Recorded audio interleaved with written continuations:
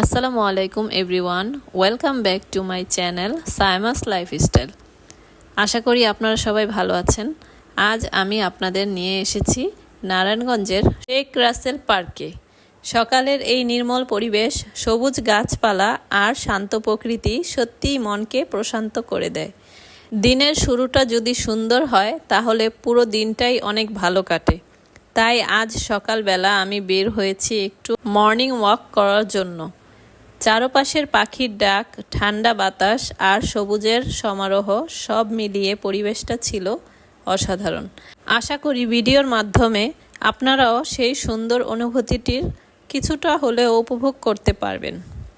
পার্কের ভেতরে অনেক মানুষ দেখলাম হাঁটছেন, কেউ ব্যায়াম করছেন, কেউ আবার পরিবারের সঙ্গে সুন্দর সময় কাটাচ্ছেন। নিয়মিত সকালে হাঁটার অনেক উপকারিতা রয়েছে।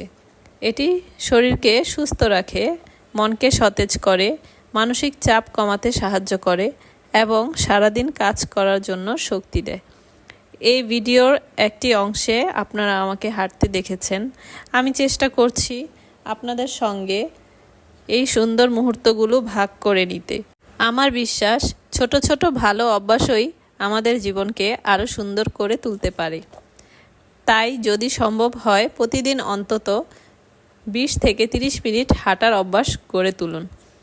প্রকৃতির মাঝে কিছুটা সময় কাটালে মন অনেক ভালো হয়ে যায়। মোবাইল আর ব্যস্ত জীবন থেকে একটু দূরে এসে সবুজের মাঝে হাঁটলে মনে হয় যেন নতুন করে প্রাণ ফিরে পাই। এমন পরিবেশ আমাদের শারীরিক ও মানসিক স্বাস্থ্যের জন্য সত্যিই অনেক উপকারী। এই শেখ রাসেল পার্কে বিকেলেও অনেক মানুষ ঘুরতে আসে এবং সন্ধ্যার পরেও অনেক মানুষ হাঁটতে বের হয়। এই পার্কের মনোরম পরিবেশ ও সৌন্দর্য মানুষের দৃষ্টি আকর্ষণ করে, তাই অনেকেই এখানে সময় কাটাতে চলে আসে। এখানে একজন লোক বড়শি দিয়ে মাছ ধরছিলেন। তো এই লেকটার মধ্যে মাছও পাওয়া যায়, অনেকেই মাছ ধরে এখান থেকে বড়শি দিয়ে।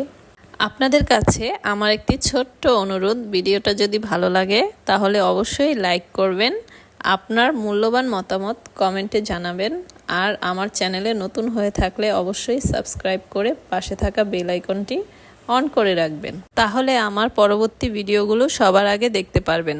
আজকের মতো এখানেই বিদায় নিচ্ছি। সবাই ভালো থাকুন, সুস্থ থাকুন, প্রতিটি সকালকে সুন্দরভাবে শুরু করার চেষ্টা করুন। আল্লাহ হাফেজ।